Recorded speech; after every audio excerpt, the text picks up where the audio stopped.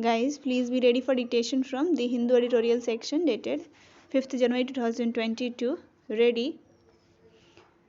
The submission by a government appointed committee to the Supreme Court that the annual family income of rupees 8 lakh is a reasonable threshold to determine if someone belongs to economically weaker sections, to avail 10% reservations in admissions and jobs does not seem to hold water. The submission rejected the notion that the government had mechanically adopted rupees 8 lakh as the cut-off because it was used to identify the OBC creamy layer, more stringent than the one for the OBC creamy layer.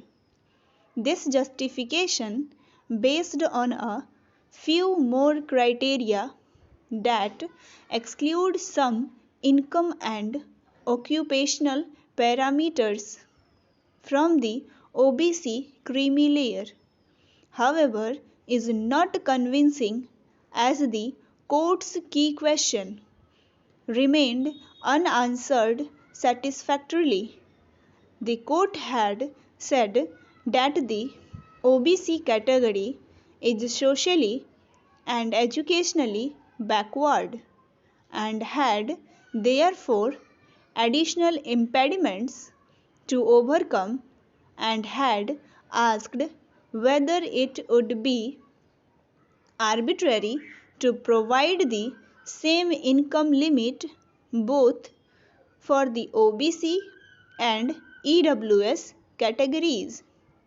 The submission does not adequately respond to this question on whether at all differences in purchasing power across urban or rural regions and per capita income or GDP across states were considered to arrive at this number.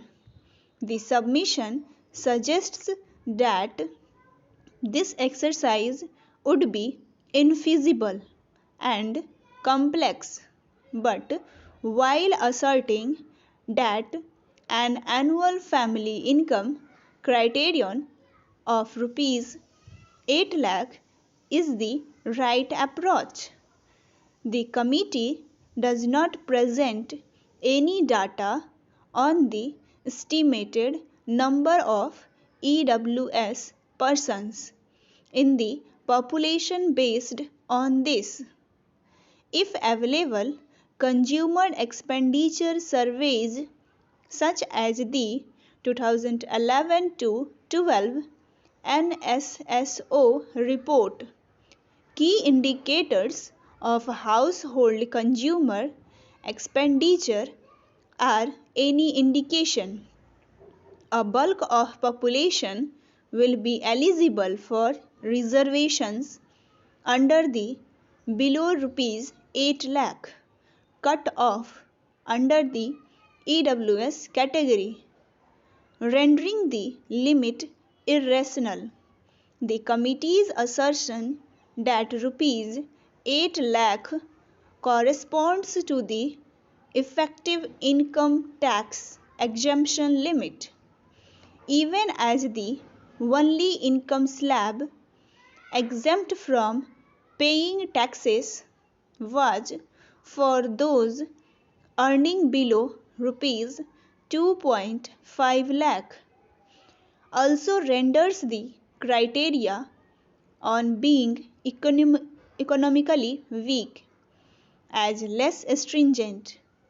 The submission lays emphasis on the fact that outcomes in the recent entrance and recruitment examinations NEET, UPSC, JEE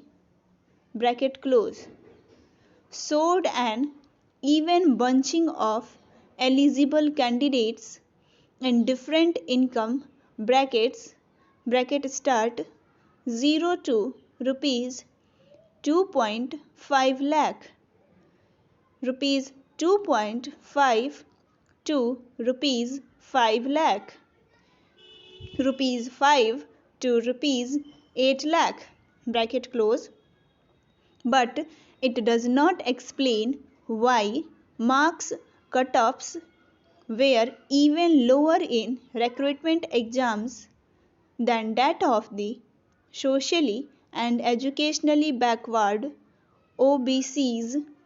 The validity of the 103rd Constitution Amendment, through which the EWS quota was introduced in 2019, is in any case still before a constitution bench, but the apex court must seek more clarity on the criteria adopted by the government committee to set the income limit for identifying the EWS sections eligible for reservation.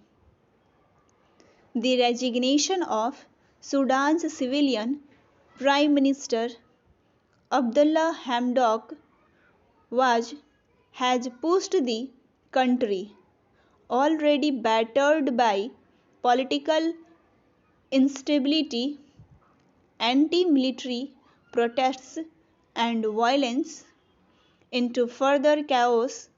Mr. Hamdok, who was ousted in a military coup in October and then reinstated as part of an agreement, failed to convince the protesters that he could form an independent technocratic government that would complete Sudan's democratic transition.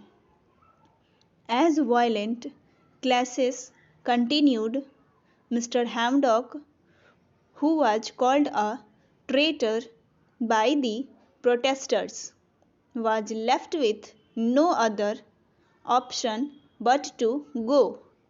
The crisis is of the military's own making.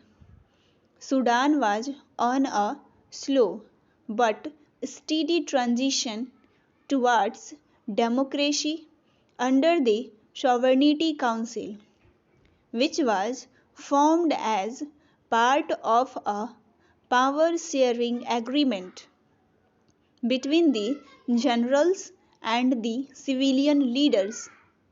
But General Abdel Fattah al Burhan disbanded the council and ousted Mr. Hamdok. Ever since mass protests in late 2018, the generals have tried everything to protect the military's privileges. They first removed long-time dictator Omar al-Bashir and took power in their hands. They agreed on power sharing only after direct military rule became unsustainable and when the civilian leaders were consolidating power. The military struck again through the coup, but where they erred was in miscalculating the will of the protesters. The military now has power, but is in a difficult situation. When General Burhan reinstated Mr. Hamdok sans the Sovereignty Council after the coup, he may have calculated that the military could exercise greater control over the civilian government and the transition process, which includes elections. But with Mr. Hamdok's resignation, this plan seems to have collapsed. A direct takeover of the government by the military would be extremely unpopular. Finding a legitimate prime minister would not be easy either. According to the Constitutional Declaration of 2019, the prime minister should be selected by a legislative council and then endorsed by the Sovereignty Council. The Legislative Council was never formed and the Sovereignty Council was disbanded. The military could appoint another technocrat, but if the protesters did not accept Mr. Hamdok, they are certainly not going to accept anyone the military appoints next. Weeks-long protests have also paralyzed an already enfeebled economy. Inflation has soared to over 400%. The UN says at least a third of the country's nearly 43 million people will need humanitarian assistance in 2022. Sudan needs a stable, responsive government that can address the critical challenges.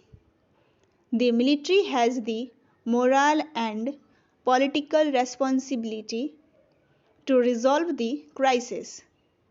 It should immediately end the crackdown, respect the power sharing agreement it signed with the civilian leaders in 2019, restore the Sovereignty Council, and allow the country's full transition into democracy.